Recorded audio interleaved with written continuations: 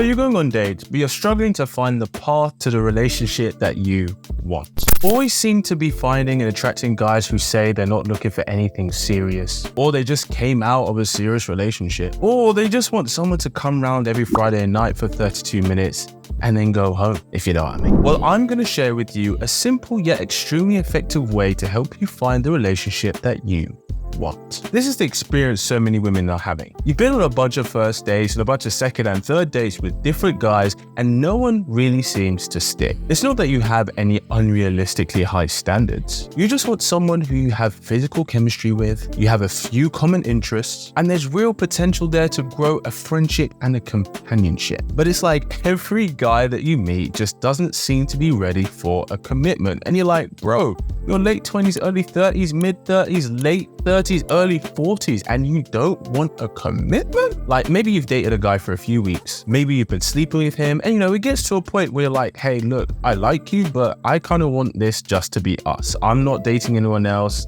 Where are you at? Which is a perfectly reasonable sentiment, to which he's like, yeah, I'm just not looking for anything serious right now. And you're left baffled. Why doesn't he feel the same way you do? And maybe this has happened one too many times. So you try something different. You now try and be upfront right from the get-go. The initial point of contact, you're like, hey, I'm looking for a relationship. If that's not you, do not waste my time. And I completely get why you would do this. But all you're finding is that scares most guys off. And so we're just left in our room, Netflix and chill, party for one, finishing the season of Love is Blind. And you're lying there wondering to yourself, if I tell them too soon, then that scares them off. But if I tell them too late, then I'm already invested and then I get hurt. So what are you meant to do? Well, allow me to open the path for you and show you how to change that right now. First off, let me give you some insight into a guy's mind. When a girl says to him, hey, I want a relationship, and he's not emotionally invested in her, this is what he actually hears. I want you to pick me up, fix my table, fix my sofa, pay for outings, let me tell you what you can do, let me tell you what you can't do, and no conversing with any other girl ever. Okay, pumpkin? That's what he hears. But then what are you supposed to do? Not tell him and then just try and track him down the line? Please don't do that. It never ends well. Here's what I have found is truly the best way and best approach when you're in this phase and this scenario of your love journey. If and when a guy asks you, hey, what are you looking for? Here's what you say to him. I'd like to find someone that I enjoy spoiling, but someone who will also give me what I need. Now, before you start hiding your purse and your credit cards, relax. I'm not talking about spoiling him with gifts, fancy brunches, and holidays. Well, I mean, if that's what you like to do, then hell yeah, all the power to you. But I mean, spoil him with your thoughtfulness, your gestures, and your affection. What this phrase tells him is that there's no pressure for him to be in a relationship with you, but you do have standards if he wants to continue. Plus, it'll pique his curiosity because he'll be like, oh, how does a girl spoil a guy?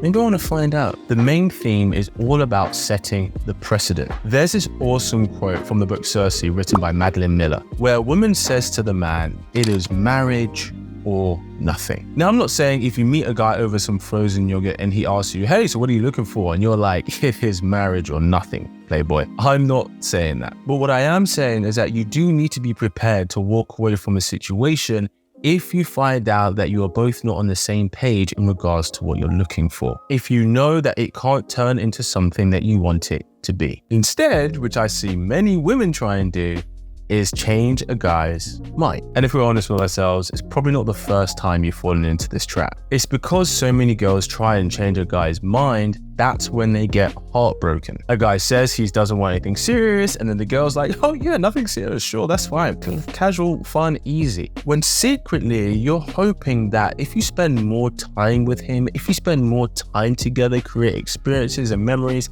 then in several weeks, he's gonna flip the script and be like, oh, actually, you know what? I've realized you're the one. And while granted, that's not impossible, it rarely happens. Because what happens is, when you say to a guy, oh, I'm just cool to keep it casual and fun if that's what you want, and you choose to stay around and continue to be involved with him, what that tells him is that you were just happy to stay as a sexual option. for him. That it is okay for him to want you, but you're going to accept him not choosing you. And he doesn't have to put any extra effort in order to have sexual access to your body, your mind, and your soul. Here's one thing you absolutely have to take away from this video.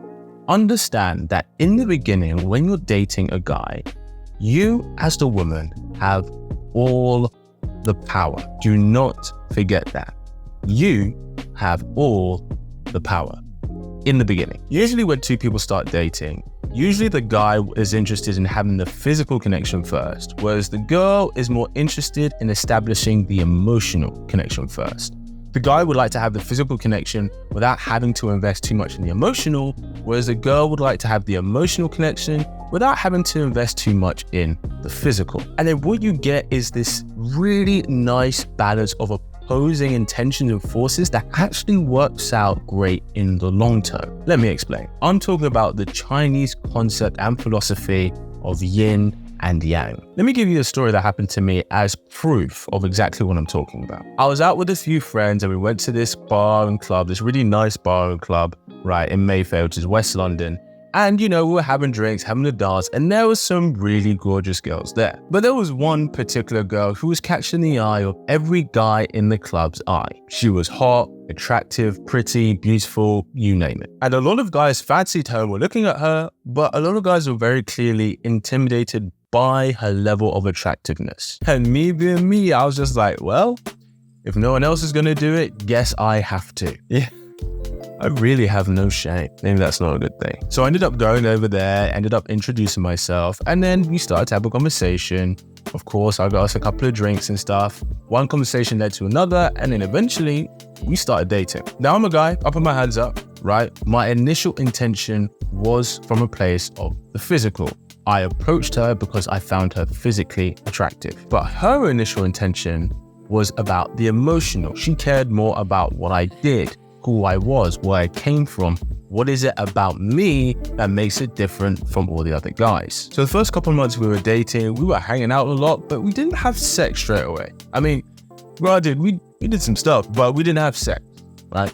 We did some stuff, but we didn't have sex as soon as maybe I would have liked to. But because of my driving intention and because of her driving intention, but we both stayed open to the possibilities, we got that yin-yang effect. Now, do you notice that in the yin-yang image, there is a small circle of the opposing shade in each side? That's really important. You see, within the first couple of months that we were dating, because my initial intention was about the physical, but I didn't get it to the extent that I wanted, I started to invest more in the emotional. And for her, it was the opposite. Her initial intention was about the emotional, but she wasn't getting it to the extent that she wanted, so she started to invest more in the physical. And that's what those tiny circles are, and probably one of the most important parts of the yin-yang effect. The mistake a lot of people make is that they are one thing or the other. They have zero flexibility and they have zero opportunity for any leeway. They're very set in what their intention is. And that's actually a big reason why a lot of people struggle to find a relationship past the first few months of dating. Because I know if me and this girl had started having sex straight away as quickly as I wanted to,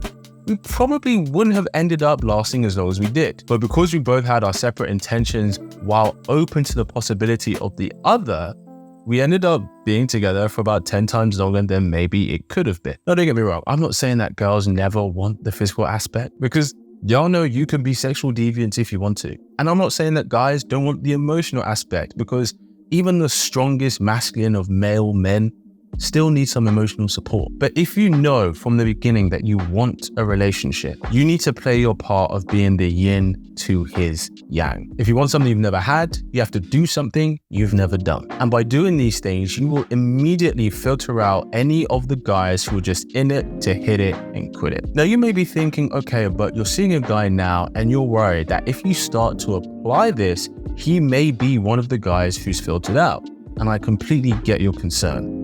But let me ask you something. Do you really want to be in a relationship where the guy doesn't want to be in a relationship with you? No matter how much you like him, you're worth more than that. So don't sell yourself short. If you want a step-by-step guide in how to date a guy that leads to a relationship, then you definitely want to enroll in my Claim Your Man program below, where I show you how to do exactly that. Thanks for tuning in, and as always, keep it slick.